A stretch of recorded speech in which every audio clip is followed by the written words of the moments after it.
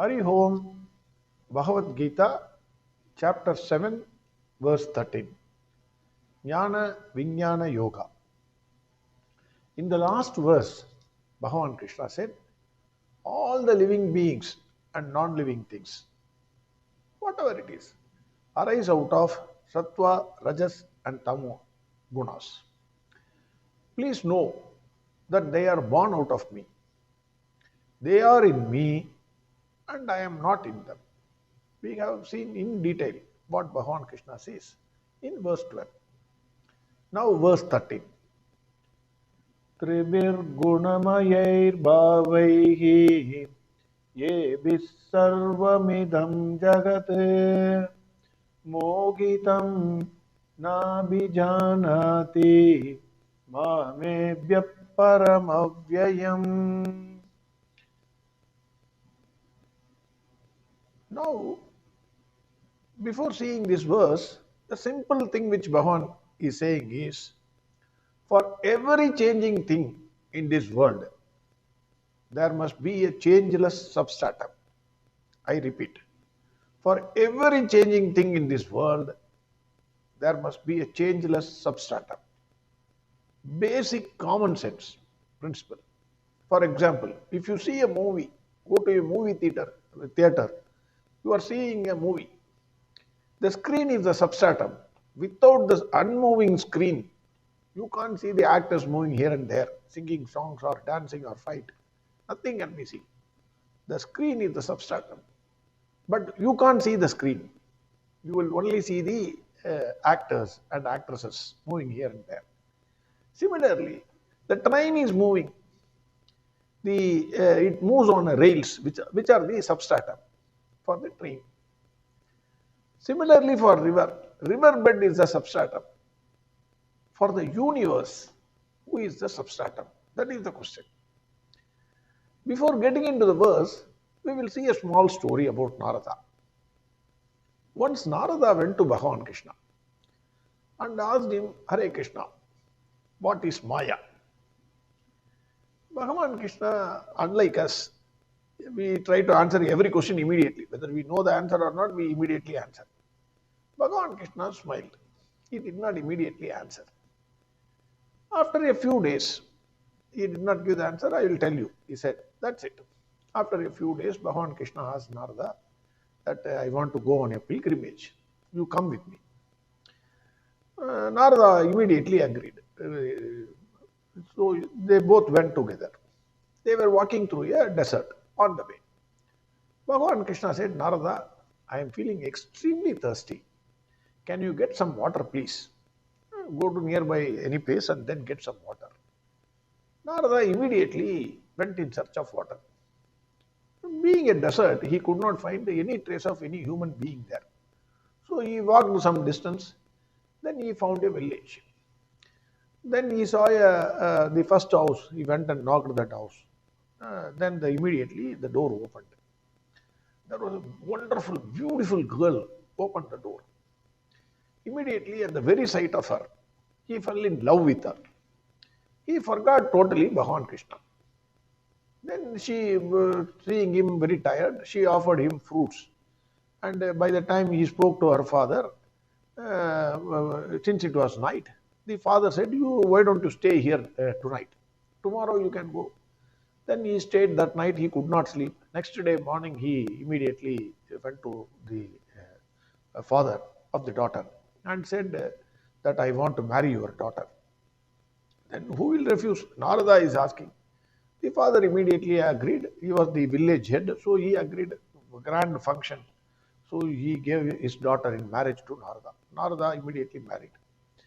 Then after some time, naturally, he got two children also. He was living extremely happily in that village. Village chief's house, big house, two children, wonderful children. So he was living happily. Then what happened? One day there was a cloud burst in that village. So the nearby river was overflowing. Slowly it was swelling, and then it flooded the entire village. Once it flooded the village, then each house was crumbling, and Narada's house, unfortunately, it was also started crumbling. So not knowing what to do, he was loving his wife and two children. So he was holding his wife with one hand, one children with another hand, and then he was holding, he was keeping one baby on his shoulder. But because of the current, you know the force of the river. Because of the current, one by one was taken away by the river. So Narada somehow he managed to reach the shore. The moment he reached the shore, he could not control his grief. Beautiful wife gone, wonderful children gone. So he was crying uncontrollably. He was criticizing Bhagavan Krishna for all his misery. Why me, Bhagavan Krishna? What are you doing to my life? What is this nonsense you have done to my life? He was crying. When he was crying, he heard a small voice, gentle voice. Hey Narada, where is water? I am waiting for water for half an hour. What happened? Narada, suddenly, oh my God, oh Lord, 12 years have passed within half an hour. And all this happened within half an hour. My Lord, he said. Bhagavan smilingly said, this is Maya. For Narada, 12 years have gone. But for me at least, 60 years have gone. But I have not realized Bhagavan Krishna. And another thing to be noted is, Bhagavan Krishna will not teach the lesson and then give you the experience. Bhagavan Krishna always gives you an experience. You will never forget that. Then only he will teach the lesson. So once you get the experience, he will not say fire is hot. You will put your hand in fire, then you will say cry, then he will say this is hot. This is what Bhagavan Krishna will do always, even for us. That is the difference between the worldly teaching and Bhagavan Krishna's teaching. So having said this, similarly you can take, when a baby in your house, if it is holding to a diamond necklace, the mother used to ask the baby, give it, it won't give. So you buy a few balloons or whatever it is, small toys. You give it to the baby, then the baby will leave the diamond necklace and take the balloons. Similarly, Bhagavan Krishna says, Tribir gunamayair bhavaihi ye sarvamidham jagate. Already we have seen Maya is nothing but the three gunas, Sattva, Rajas and Tamas. That is the Maya power of Bhagavan. The entire world is governed by these three gunas in different proportions. That is why we see variety of persons, variety of thinking. Same topic, different people come with different ideas or different thoughts. So why somebody is different, you can't say. Same mother, same father, 5 children, each one having a different opinion, each one is interested in a different thing. You can't say, because it is the mixture of gunas. Each one is having all the three gunas, mixture of sattva, rajas and tamas gunas. The entire world is governed. This is the Maya power of Bhagavan Krishna. Bhagavan Krishna says, this Maya power is under my control. And Bhagavan is always above Maya. The Maya is under his control. We are under the control of Maya. This we have seen. Now Bhagavan says, Mogitam na vijanati bhavebhya paramavyayam. Mogitam. Because of delusion, moha, they does not, that is people, all of us, we do not know that Bhagavan Krishna is the changeless substratum for this universe. Because when we see the world, we forget Bhagavan Krishna. We don't see the changeless substratum. Like the movie, when you see, you don't see the screen, you see only the actors. Similarly, we forget Bhagavan Krishna is the substratum behind the universe. We don't see him. The Bhagavan Krishna, here one important point which we have to notice, that whatever happiness that we are getting, we achieve something, we have a goal, we have a small, whatever goal we are achieving. The happiness that we are getting is 0.000000000000001% of the total happiness. That is, Bhagavan Krishna is complete happiness. We leave Bhagavan Krishna and we take 0.00000001% of that happiness. That itself gives us, I bought a house, I am extremely happy, we are saying. What we are getting is only a fraction of the happiness of Bhagavan Krishna. That is what we have to keep in mind. Bhagavan Krishna says, unfortunately, because of delusion, people do not appreciate that I am behind the entire play of this universe, the immutable, the changeless substratum. I am the immutable, I am the immutable and changeless substratum of this universe. A beautiful verse of Tirumular in Tirumandiram explains this in simple words. மரத்தை மறைத்தது மாமத யானை, மரத்தில் மறைந்தது மாமத யானை.